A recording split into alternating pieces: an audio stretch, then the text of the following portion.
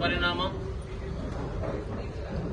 YS Jaganmohan Reddy గారు ముఖ్యమంత్రి వర్యులు చేస్తున్నటువంటి సంక్షేమ అభివృద్ధి కార్యక్రమాలకు సామాజిక న్యాయానికి ఆకర్షితుడై ఈరోజు సింగం సదాశివారెడ్డితో పాటు ఆయన మిత్ర బృందం కూడా పార్టీలోకి జాయిన్ అయ్యారు.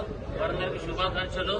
మరి ఖచ్చితంగా రాబోయే ఎన్నికల్లో అంటే దాదాపుగా ఒక 25 రోజులే ఉంది ఇక పోలింగ్. ఖచ్చితంగా కూడా రెండవసారి జగన్మోహన్ రెడ్డి గారు ముఖ్యమంత్రి కాబోతా ఉన్నారు.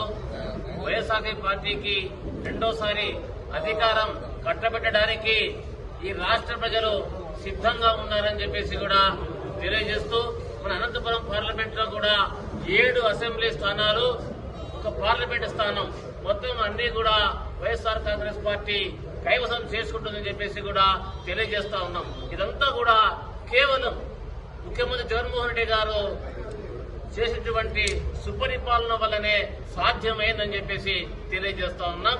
జై జగన్, జోహార్ వైఎస్ఆర్. నేను భారతీయ జనతా పార్టీలో స్టేట్ కౌన్సిల్ మెంబర్ గా ఉన్నాను. భారతీయ జనతా పార్టీలో ఈరోజు ఈ పొత్తుల నిర్ణయం వల్ల పార్టీలో ఎవరైతే దశాబ్దాలుగా పనిచేస్తున్నారో వాళ్ళకందరికీ అన్యాయం చేస్తా ఉన్నారు.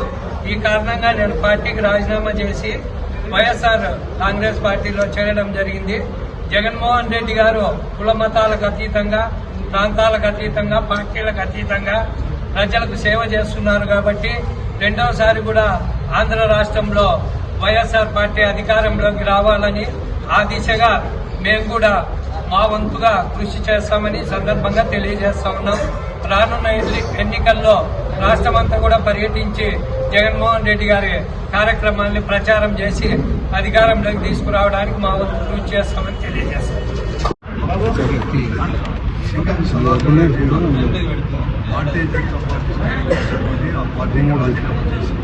వైఎస్ఆర్ కాంగ్రెస్ పార్టీలో చేయడం చాలా సంతోషకరం.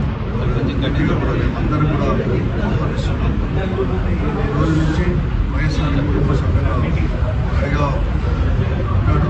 అంతేకాకుండా ఈరోజు ప్రత్యేకంగా ఈ రాష్ట్రంలో నెలకొన్న రాజకీయ పరిస్థితుల్లో అవకాశవాదాలు అనేది కూడా తీసుకొని ఎక్కడ ఎలా అంటే అలా కూడా అవకాశవాదాలు పెరిగిపోతున్నారు.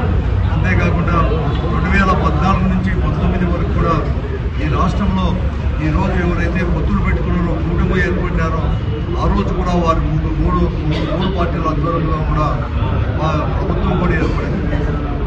4 సంవత్సరాల పరిపాలన తర్వాత 2018లో కూడా పూర్తిగా కూడా వైఫల్యం చెంది కేంద్ర ప్రభుత్వం నుంచి కావాల్సిన నిధులు రావలేదని, కేంద్ర ప్రభుత్వం నుంచి ఇస్తున్న పోలవరం ప్రాజెక్టు కావచ్చు, లేదంటే స్పెషల్ స్టేటస్ కావచ్చు, ఇలాంటి ఇవన్నీ కూడా ఇవ్వకోకుండా కూడా దాటవేస్తా దూరంలో పోతుందని చెప్పి కేంద్ర ప్రభుత్వం అంటే భారతీయ జనతా పార్టీ ఆధ్వర్యంలో ఉండే ప్రభుత్వం మొత్తం చెప్పేసి వారి యొక్క కూటమిని కూడా పూర్తిగా కూడా విచ్ఛిన్నమైపోయి కూడా ఎవరంతా వాళ్ళు కూడా 2019లో కూడా పోటీ చేసిన వారు ఈరోజు కేవలం అవకాశం కొద్దీ మరొక మారు కూడా ఈ రాష్ట్ర ప్రజలను మోసగించాలని చెప్పేసి ఒక కుట్రపూరితమైన రాజకీయాలు చేస్తూ 3 పార్టీలు కూడా ఇవన్నీ కూడా చేసుకున్నాయి.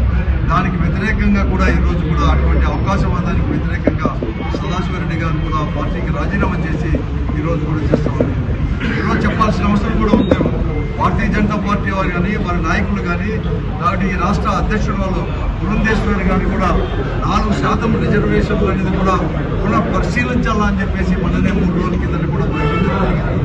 అలాగే కేంద్ర హోంమంత్రి గారు కూడా 4% రిజర్వేషన్లకు వచ్చి వ్యతిరేకంగా మాట్లాడుతున్నారు. దానిపైన తెలుగుదేశం పార్టీ కానీ జనసేన పార్టీ యొక్క అభిప్రాయాలు చాలా స్పష్టంగా కూడా చెప్పాల్సిన అవసరం ఉంది అని చెప్పి మేము డిమాండ్ చేస్తున్నాం. అందుకోసమే జగన్మోహన్ రెడ్డి గారు మొట్టమొదటి నుంచి కూడా చెప్తున్నాడు, ఈ సంక్షేమం అనేది కూడా ఆగదు. సంక్షేమంతో పాటు ఈరోజు ఏదైతే వీళ్ళందరికీ కూడా రిజర్వేషన్లు ఇచ్చారో అవన్నీ కూడా కొనసాగుతాయి. మేము మద్దతు పార్టీ అయిన భారతీయ జనతా పార్టీకి మేము వ్యతిరేకం మొదటి నుంచి కూడా అన్ని పార్టీలు కూడా. అందుకోసమే ఏ పార్టీతో కూడా పొత్తు పెట్టుకోమని కూడా చెప్తా ఉన్నాడు. ఈ విషయాలన్నీ కూడా గమనించాలని చెప్పి చేస్తున్నాడు సదాశివరెడ్డి గారు. మాత్రమే కాదు, ప్రజలందరూ కూడా గమనించి కూడా ఈరోజు మొట్టమొదటి నుంచి కూడా ఈ సంక్షేమం కోసము లౌకికవాదం కోసం కట్టుబడిన వైఎస్ఆర్ కాంగ్రెస్ పార్టీకి మరొక మారు కూడా పట్టం కట్టాలని చెప్పేసి జగన్మోహన్ రెడ్డి గారిని రెండవ మారు కూడా ముఖ్యమంత్రి చేసుకోవాలని చెప్పేసి ప్రజలందరికీ కూడా